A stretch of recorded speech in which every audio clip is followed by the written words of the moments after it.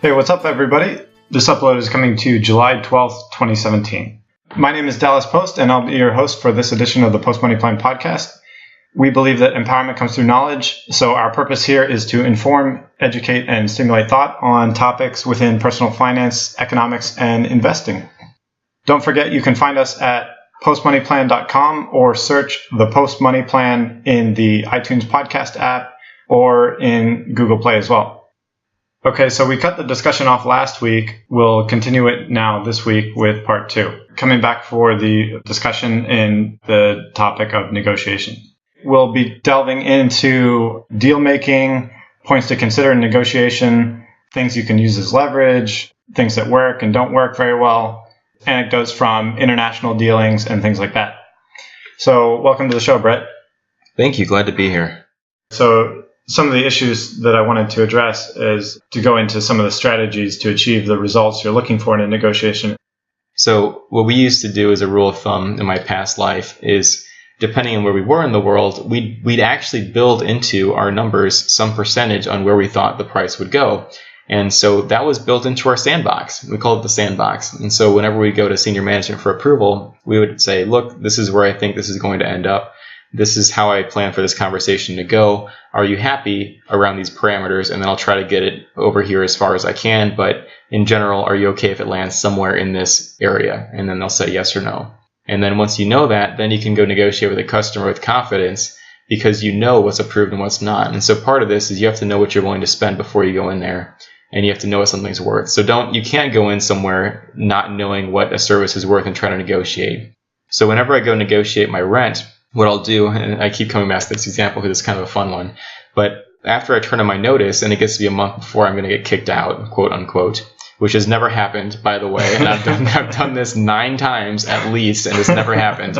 Knock on wood. Watch me get evicted in February. But what I'll do is I'll call around several apartment complexes nearby, and I'll say, hey, what's your price? How many square feet is it? What's the move-in special? And you always ask for the special, even if they don't list one on their website, because, hey, they might give you a special. So you just fish for it. And then I find one that's giving a good special, and some of them aren't, but I don't worry about those. I worry about the one that's giving me the special. And then I go to my apartment complex and say, hey, these guys are giving me a special and they're across the street from you. Where's my special? And then they'll usually give it to you because it's just easier to cough up $1,000 or whatever it is, or $500 than to have you move because their switching cost is high as well. So part of this is that you have to know what the switching cost is for the person who's trying to buy something from you or the person you're trying to sell something to.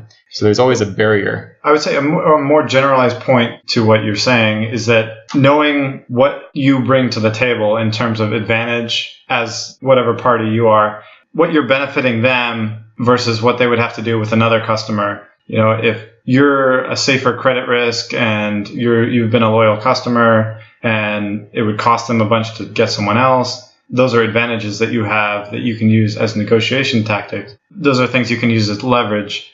And it's not like you're unfriendly and extorting them. Those are things that you know that you have that they want versus there's other things that maybe they have that you want that are more important to you so that you can give up some of the things that you don't care about as much but they care about. And in exchange, you can get some of the things that you care about but they don't care about as much.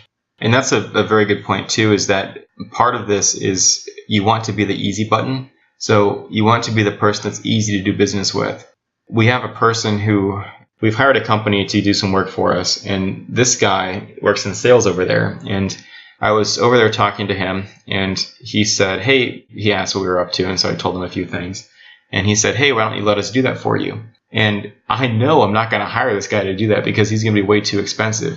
But the point is, he was willing to suggest that he takes care of a problem for me. And that to a lot of people is worth something. Because if you don't have to worry about something anymore and you know it's going to be taken care of, that is worth something extra in most cases. So if you can figure out how to make yourself the easy option, which again does not mean you get into a kick-out, beat-down negotiation with somebody, but you want to make this a simple, elegant solution that gets them back on the road fast, then you've got a horse in the race. You don't want to be the guy that's taking forever to get something done. You want to be the person that's the quick and easy fix. Maybe it costs a little bit more. Okay, fine. And then they'll do it for you, or they'll sign up with you just because it's easier. Yeah, I'd say that's a point of just knowing like what's important and what's not. Like I used to deal with this when I was in supply chain where I would be negotiating contracts. We were always the buyer of the services. So dealing with the seller of the services, we're negotiating the contract. The price is usually not the sticking issue in those deals that we were doing. It'd be some like legal liability or something like that. They might get stuck on some, what we considered an inane issue, and then we might be unmoving on some other issue. And that's where you just get to a sticking point and go nowhere. So if nobody budges, you're not going to have any progress. So that's another point, is where you want to know what ideal outcomes are, but then you also want to know what unacceptable outcomes are ahead of time. So the more preparation you do in advance, the more you're going to come into a negotiation with all the information that you could possibly have and not be stuck in the middle of it, not knowing what you should do ahead of time or what acceptable outcomes are. Because if you know going into it what's acceptable and what's not, you'll be able to have that flexibility during the negotiation to have some leeway and give and take to get to a deal. That's right. And what's ideal and acceptable for you, or ideal versus unacceptable for you, is different than your customer or the person you're negotiating with a lot of times. And so it can take a while to figure out what that is. Sometimes it's straightforward, but sometimes it's not. But it's very worth your time to try and figure that out in advance. Well, yeah, that's the point. So not only figuring it out for yourself, but trying to pinpoint where it is for them on their side of the table. On the price point, you know, in your example, if you say, like, if they offer 10 and you say 8, then they move to like 9.9, you have a pretty good sense that they're not going to move to 8. And that's probably 8 is probably unacceptable from their side of the fence. So that's where you can start to pinpoint where they're at. You don't know that for a fact, but you start to get a ballpark for it. Yeah, we need to briefly discuss what unacceptable really means as well. So unacceptable isn't something that you really don't like. It's something that you just cannot accept, period. So one example would be back when BP had the Deepwater Horizon, it became very obvious that some of those companies that had worked with BP had not protected themselves adequately or had on pollution clauses in their contracts. And so you remember that Transocean and Cameron got dragged into court as part of their work that they did with BP to talk about who had done the cement job. I think Halliburton was in there too, right? But but they all, after this, there were a lot of fines that were assessed, and BP was trying their hardest to try and peg some of those fines onto the people that had done the work for them. But as soon as this happened, because I was doing jobs in the oil and gas business, everybody wanted to have pollution indemnities, super, super tight pollution indemnities. That is an example of an unacceptable risk to a contract. In that particular case, is the risk is just so high if you don't have that, as BP demonstrated by getting whacked over the head with that so hardly, that it's just not acceptable to sign that deal if that doesn't change. So that's an example of an unacceptable thing. Ideal would be, okay, we got a 10% higher price. Unacceptable is, I could lose my shirt and my house and my wife and kids over this. Yeah, exactly. You were already kind of speaking to this, but sometimes people can forget about it in a negotiation. But having rapport with the counterparty is pretty valuable, because people are more inclined to get a deal done with or be flexible with someone that they like or enjoy as an individual, because there's a certain sentimentality and personal experience in a negotiation. It's not completely like robots dealing with each other. And so even though if you work at a big company and they work at a big company, and on paper it's two big companies doing a deal together, you'll read in the news how huge merger falls through because two CEOs got into an argument and they didn't like each other.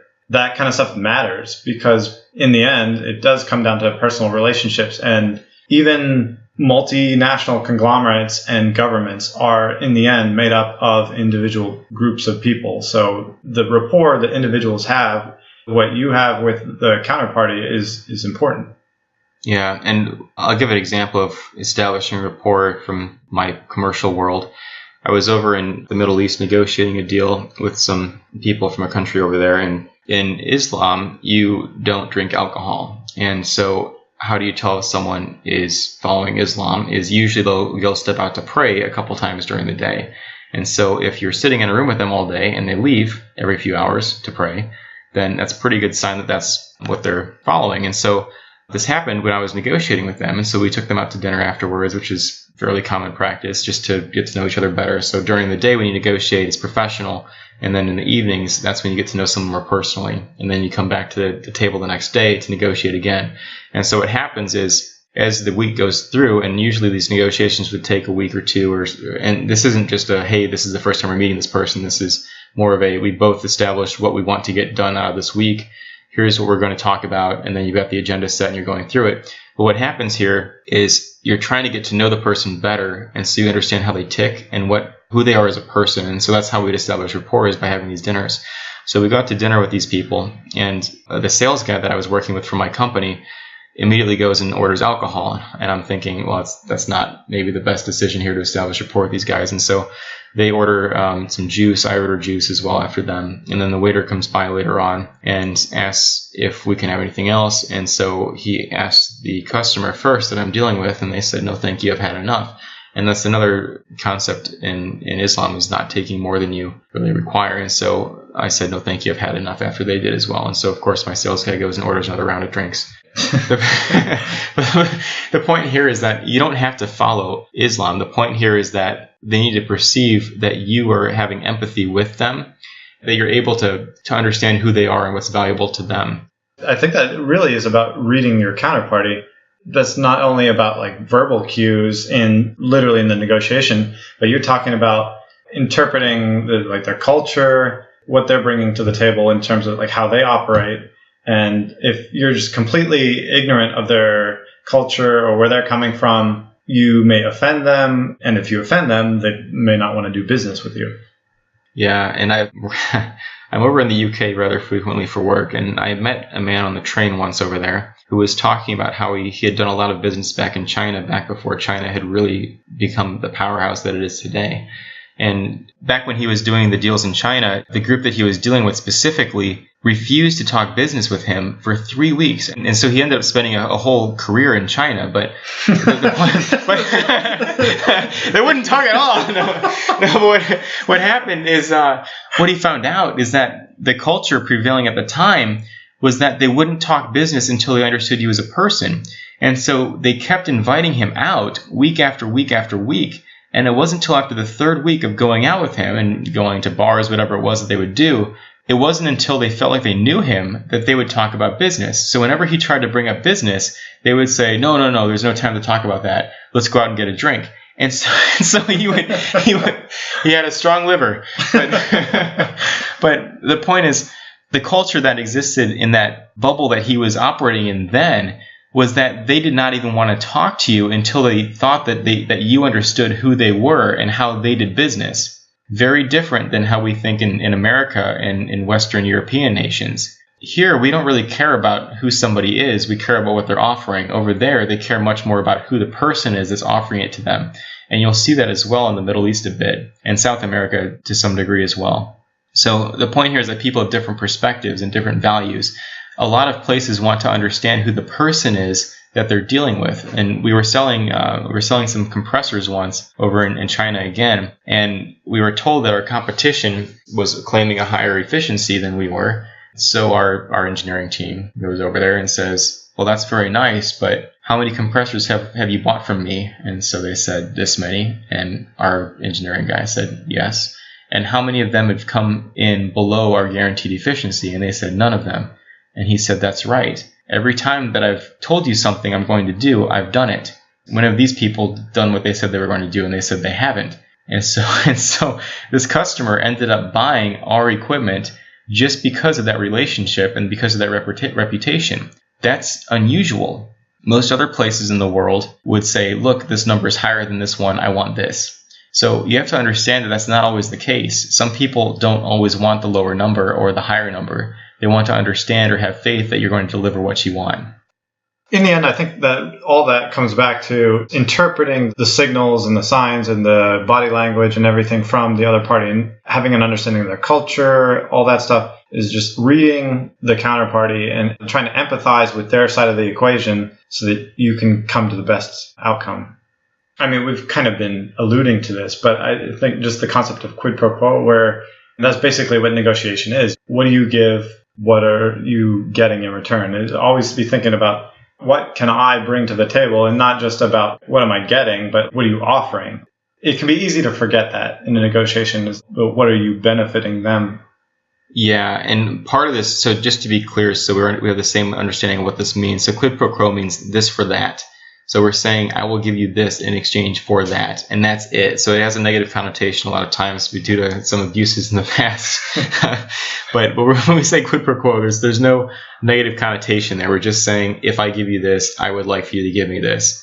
So in business, that's very common. So we're not talking about an abusive relationship here. Yeah. But what's important here is that you need to understand what you're asking the customer for, or what you're requesting from your counterpart. As we said before, it's different things to different people. And you need to be very careful with this as well, because this is where people get in trouble with negotiations. And this won't happen to the people that are negotiating rent or reduced AT&T bills. This happens to people that are negotiating with like governments or things like that. A lot of times where you get into murkier waters is when you hire somebody to help introduce you to somebody else or to act as an intermediary. And in industry in the last 10 years, there has been a huge shift in what's acceptable for having a mediator or an intermediary. The reason for that is that these guys virtually always, every single one I've ever heard of has this problem, where they have conflicts of interest, where you're paying them to do something, and then the person you're trying to negotiate with is trying to influence them as well. And part of the thing with an intermediary is they have to be profiting from this relationship. So the issue here is that you'll be paying them, or the customer's paying them, or someone's forcing you to use them. So they're never in it for the interest of one party, because otherwise they wouldn't be an intermediary. What they're trying to do is profit from that middleman status. And you have to be really, really careful with how they're trying to profit. One example, we'll call this a hypothetical. In this hypothetical situation, a company goes to approach a customer who elects to use an agent. And the agent says, hey, I can introduce you to this customer, and I will do this in exchange for, say, 3 to 5% of the contract's value, which is not an unreasonable sum in my experience. And so you say, great, otherwise I wouldn't sell anything. So, hey, it's worth paying this person something to have access to this potential customer. Here comes the plot twist. The agent that you hire, hypothetically, is childhood friends with the plant manager who wants to buy something from you. And you find this out over a lovely dinner. So what this means in reality is that the person that you've hired and now are paying something like $250,000 to close a deal is literally just milking you because he can influence the end user. And so realistically, since these people grew up together, you're effectively paying a customer to buy a service from you, which is basically a bribe.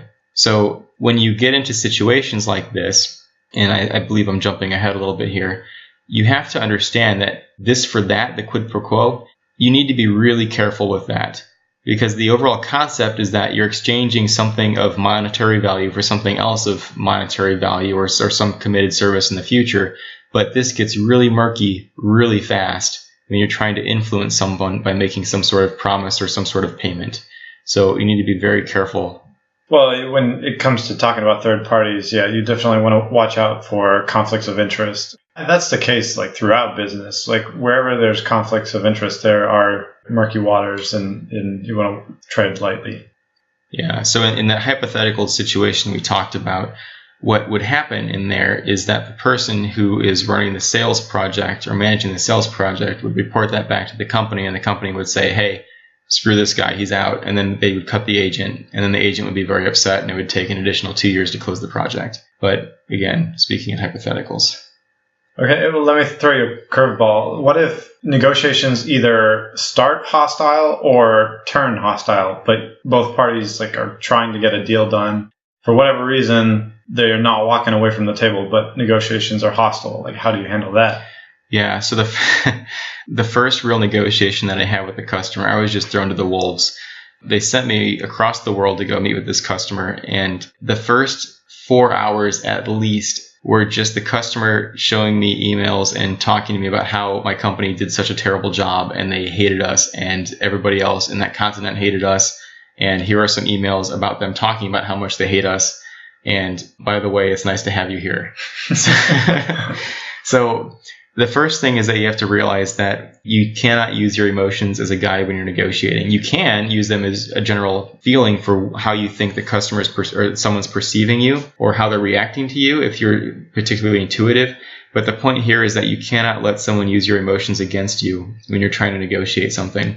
So the first thing is to realize that sometimes that's actually a tactic. In that case, it was, because I showed up and I was so young, and young, clean shaven, had the tie a little bit too tight maybe. But the point there is that sometimes the negotiation will start off hostile, saying, look, I don't want you here. I'm upset. What are you going to do about this? And it kind of puts you on your back foot. What you need to do in that case is decide why you're there. So in that case, my point was this person has to buy services from me. They don't have a choice. They know this. I know this. The reason they're being hostile is because they wanted a better deal because they were afraid I was going to milk them like a cow. I mean, when you end up in a hostile negotiation and people aren't walking away, that probably means there are no alternatives, right? Yes, but it can also mean that they feel trapped. So hostile means that one of the two parties feels like they're trapped and they don't have a choice, or you're doing something that they really don't like, but they feel like they can't walk away. That's where it starts getting hostile. And that can be, it's not because you're necessarily tying their arms, but it may be that they're running out of time before they have to have a plan. Like, for example, in oil and gas, if you have a service contract where you're operating their equipment and you haven't signed a renewal and the contract expires in 3 weeks, they're going to be really, really upset because they don't know what you're going to do in 3 weeks. You could literally pull all your people off the platform and then congratulations, there are now 10,000 barrels per day that are not being produced of oil. So that to an oil company is really, really, really upsetting. And so that to that customer is a hostile negotiation because they feel like you're holding them hostage in that situation because of the time constraint. It's not necessarily time, but it could be the fact that they feel like they're isolated from third-party service providers or that they don't have someone else to buy it from. So if you go to Best Buy and it turns out that everybody in town is out of headphones and you're leaving for a trip tomorrow and Best Buy says, hey, we know everybody else is out of headphones, but we have some. Want to make a deal? If you have a meeting that requires you to use headphones, you start feeling like that's hostile somewhat because you're trapped and you have to buy it and there's no one else. So it depends how you react in that case. So in my situation, what I did is I knew that this customer would be buying future stuff from us. It was only a matter of time. We needed to turn this around. And so I was very polite and I gave them what is a fair deal in their eyes and my eyes. So we didn't press that. And I started off by saying, look, I understand that you've felt mistreated in the past. I'm not going to debate that point, but this is a separate issue from that. What we're going to do here is give you a fair deal that's going to be seen as fair in your eyes, if not now, then later on in the future when you've had time to think about it. So here's what I propose that we do to move forward. And sometimes you just got to lead people through something that they don't necessarily want to do or that they are very apprehensive about. But again, you have to understand what you're there to do. And negotiations are business, okay? This is not like a covenant relationship. This is, you are here to get something. They are here to get something. How do you make this a deal that you are both happy about or a deal that you're proud to walk away from? That's kind of how that works is you either have to end it and just say, look, I'm going to beat you over the head and I'm going to take your wallet. Or you say, okay, we're not going to do that. We're going to be nice guys. Well, hostile negotiations actually bring up the subject of game theory and why game theory became so popular back in, I guess it was the 70s because of the Cold War and people thinking about what happens if there's nuclear war between the U.S. and the USSR. Thinking of that as a negotiation, and game theory came about because of thinking if one party does X, then this is the outcome. But if we do Y, then this is the outcome. But there's the consideration of, is this negotiation a one-time event where we don't care after this what happens? Or is it like we're going to have to deal with them again and again and again? And if you're dealing with someone who you're going to have to do business with many times in the future, you don't want to burn a bridge that you're making them upset because like you got a good deal one time, but then it's going to ruin the relationship for all the future to come. Yeah, and that's a really good point is that negotiations may be a chess game, but people are not chess pieces, and you can't treat them like that. If there's a stalemate in a situation, you want to think about the best alternatives to a negotiated agreement, which is in negotiation terms is referred to as BATNA. In case there's a failure in negotiations or you're going to potentially have to walk away, So you want to think about what your alternatives are if you can't come to a final agreement. That helps you know when you need to walk away. Yeah, you need to have a sandbox. So if you go negotiate your rent, for example, you need to think about this before you go down there and it gets emotional or you start having second guesses on yourself. What would be helpful is to find, for example, in this specific situation, a place that you would go live if everything falls through. So that's your alternative. Then what you're trying to do with your apartment complex is say, look, this is the price that I'd be happy to stay here for. Will you do this, yes or no? And then you have to know whether or not you're willing to stay for the price for X dollars per month. And at some point, this is what somebody's going to say is, well, if it's just $1 more than you wanted to pay, would you move out? And the answer is yes. So at some point, there is a finite dollar amount where you say, hey, it's no longer worth it, I'm leaving. And a penny more than that, you're still leaving. So you need to figure out where your line in the sand is and stick to that and have an alternative in mind. And that's the thing that scares a lot of people is they feel like they don't have a backup plan. So you need to have a backup plan or your alternative before you go talk to people. And if you don't have an alternative, then hey, you're basically bluffing at this point, and you're trying to convince them that hey, this person's a flight risk. I should give them a better deal. But really, you are just bluffing, and you hope that they don't call you. Sometimes that's going to happen, but most of the time it doesn't have to. That should be worst case scenario when you have no other options. All right, so let's just kind of close it out with key points for people to be thinking about in negotiations of things that they should be bringing to the table or using in terms of strategy. I think to summarize what's important to keep in mind when you do this is you have to be willing to risk something when you're negotiating. And you need to understand where your tolerances are. So if you're buying tires, you go back to that example, your risk tolerance is you don't have a lot to lose. You can always drive the tires another day. So it's worth pressing your advantage, which is time in that circumstance. For negotiating rent, time is your enemy. And so you need to figure out how exactly you're going to play that, which for me has been, I always give notice. I wait a month and then 3 weeks or so before I'm supposed to move out. I'll go call around, have an alternative figured out, and then negotiate my price with the apartment people by then. And as we said earlier, you have to know who the decision makers are. You don't waste your time on people that can't make a decision. So if you go to Best Buy and you want to buy the headphones for $10 and the cashier rings you up for $10 and you offer $8, it's too late. You lost because the cashier cannot change the price. So you need to understand who the person is, and it's usually a salesperson or the salesperson's manager that makes that decision. In rent for an apartment, it's the property manager. Don't waste your time on the front desk people. Go straight to the source, and then that person can make the decision. So you have to find the right party to hear you. You have to be likable. So we talked earlier about having rapport with people. So when I go negotiate with my rent, that's not the first time they've seen me, okay? So I'm not just paying my rent and never stopping by the office. I make a point to stop by the office every week or so, say hi, ask them if they're excited to go outside because it's nice weather, or whatever it is, ask them what's going on in their life. So they know who I am. They know my apartment number. And when I come down there to negotiate, they're already ready to receive me because they like me. So that's an important concept as well.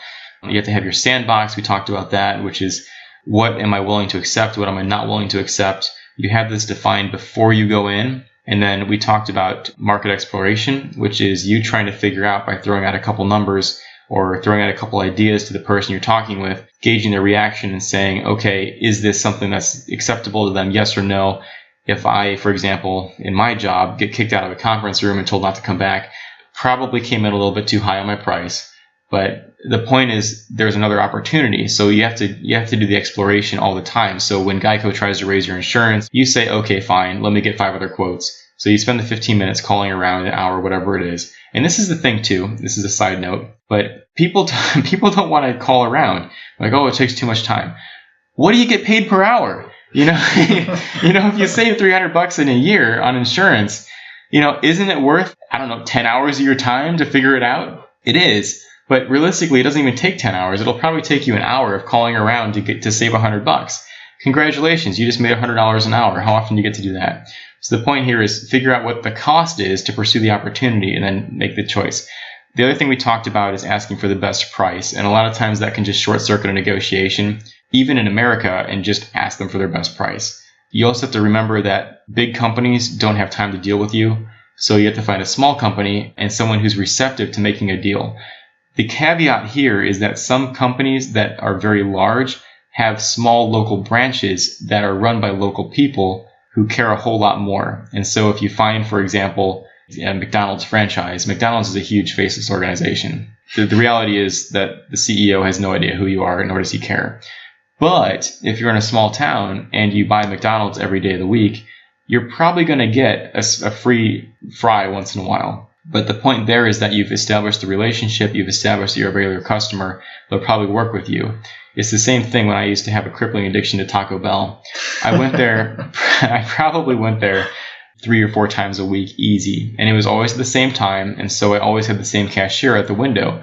And so what would happen is I would say hi. And part of this is because I'm a clown when I go order. So I'm like, hey, how are you doing? But the point is this cashier knew who I was. And so I would show up to the drive-through window and she'd be like, oh, I knew it was you. But then what happens is they start giving you free stuff. Or if you go in there and you're like, I want to buy 2 Mexican pizzas. Can I have a free drink? And they'd be like, yeah, sure, whatever. And they give you the free drink. Well, that comes back to the rapport. Yeah, exactly. But the point is, like, you have to find people that can make the decision. So at Best Buy, if they give you something for free, that's theft. If it's Taco Bell, they give you something free. It's like, okay, you got a free drink. Well, I guess that would come back to like the ability of the place to give a deal. Like a franchise has that flexibility, whereas maybe an enterprise doesn't have that authority. Yeah, but that's again, like you have to know where you're playing. And so you have to find the person who makes the decision. You have to understand that they're in a place to make a decision, and you have to present a value proposition. So the value proposition for Taco Bell is, hey, this guy eats a lot of burritos. Let's keep him happy. And keep playing to that terrible addiction, which I have since rid myself of. It's dark times.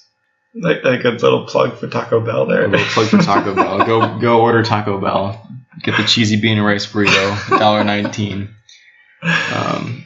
Incidentally, Taco Bell has done a great job of price exploration on the chalupa. Back when I was in, this is probably 15 years ago, the chalupa cost $1.09. Now you're not getting one of those for less than $2.49.